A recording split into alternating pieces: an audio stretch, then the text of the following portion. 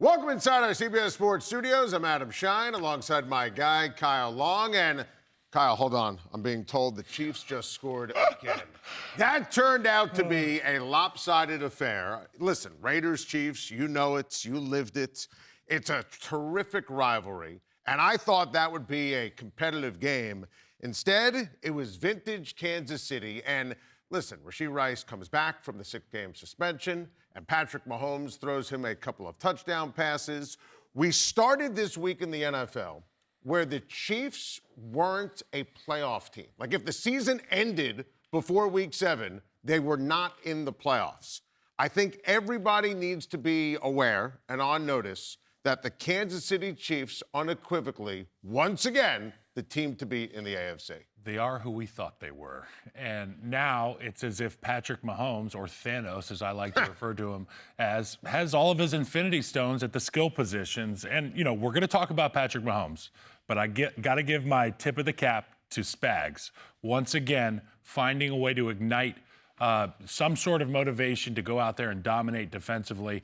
It hasn't been sexy. The sack numbers haven't been what they need to be. 1 sack today, 1 sack against the Lions, but it is doing the little things, the important things right. And that's stopping the run at the line of scrimmage. That is snuffing out any yards after catch by tackling incredibly well. I look at McDuffie as really the archetype for the third-level player that Steve Spagnuolo really enjoys. A heady guy who's not afraid to get in there and make tackles. You can pressure with any number of your guys from the second level, and Spags has done a great job of that with his defense. 7 takeaways in the last 5 games for the Kansas City Chiefs. You win in this league if you can take the football away from the opposing team. They have been doing that at a really great clip. And I look back to the first 2 games, 0 takeaways for the Kansas City Chiefs. And oh yeah, about those first 2 games, losses, okay? The first week was against the Los Angeles Chargers. Now, it's not the same Los Angeles Chargers that you'll see in the Savannah Bananas yellow this past Sunday, but it is the Los Angeles Chargers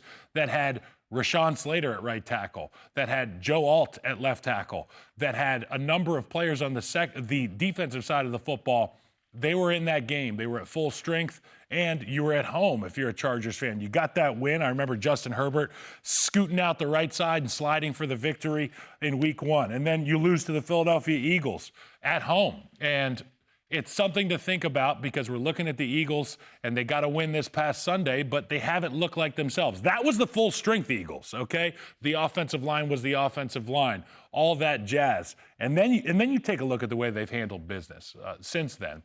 And I picked the Ravens to beat them at Kansas City, and I had to flog myself at my own home for a little bit. For those of you keeping track, I picked the Lions, and then the Kansas City Chiefs beat the Lions. Yeah. And not just in dramatic fashion, in dominant fashion, the way that they've handled business all year. And now, Patrick Mahomes, that offense, they look to be themselves. Okay, red zone, perfect. Time of possession, 42 minutes in this game. You and I were laughing about it. 30 plays offensively for the Las Vegas Raiders today. That must be the easiest money that those offensive players have ever earned in the history of the National Football League.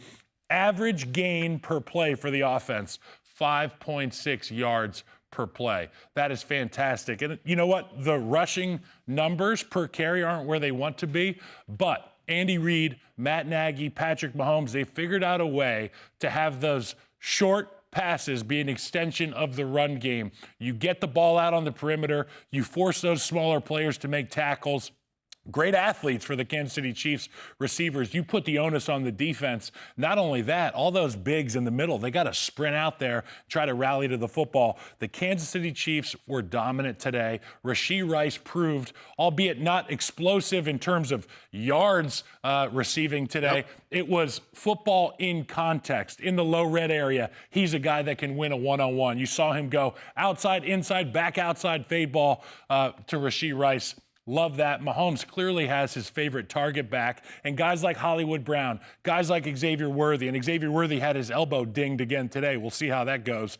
But they can now become second, third options And sometimes you forget about those options. Yeah. And when those are your second and third options, that's fantastic. And let's not forget about that guy, number 87, Travis Kelce, who's still doing it. And he'll have more opportunities to do it with all these stars on the football field. Well, I think you summed it up perfectly. And I love that I asked you about the offense and you referenced the defense and you quoted Denny Green and said they are what they thought we were. And, you know, I'm going to say to the rest of the NFL, you let them off the hook. Yeah. See, I don't think you made bad picks. I picked Detroit and I picked Jacksonville and I was right. And I picked the Chargers and I was right. And I picked Philly and I was right. And if the Giants would have played Jackson Dart, that could have been a loss. But that's when the Chiefs weren't whole, weren't complete. This was the first game we saw Rice and Worthy and Brown all together. You look at the difference the last 4 games on offense. You start talking about the defense. I thought Philly knocked the air of invincibility in the Super Bowl out of Kansas City. Clearly, I was wrong. Kyle, this team is only getting better. And look at the landscape of the AFC. Yeah. Who's going to beat them right now? The team that we watched play today, I'm not sure who will go out and put up fireworks with the Patrick Mahomes-led Kansas City Chiefs. And, you know, one thing I got to, you know, the sobering part of this thing is the offensive line situation. Josh Simmons obviously has been out. They've had to work in guys. Trey Smith went out of the game today. We saw Caliendo in there at the right guard spot, but it's business as usual. They put those guys in. They did a great job at left tackle, obviously right guard. They were handling business today when Trey Smith went out. Andy Heck does a fantastic job with that offensive line to be prepared for situations like this. And obviously, the receivers have dealt with it for a long time. We saw the bigs deal with it today, but it was business as usual for Matt Nagy and Andy Reid. I think you nailed it. And I think that when you look at Kansas City and the way they have responded to real adversity, Kyle, they started 0-2. And you look at the numbers the last 4 weeks, 3-1. And again, that was a tough spot, and I picked Jacksonville to win that game, and they lost it. 3-1 in their last 4, 31.5 points per game. Patrick Mahomes, 13 total touchdowns in his last 4. The Buffalo Bills are on a 2-game losing streak. They're scuffling. And, of course, that's going to be Buffalo and Kansas City coming up on CBS in a couple of weeks on November the 2nd.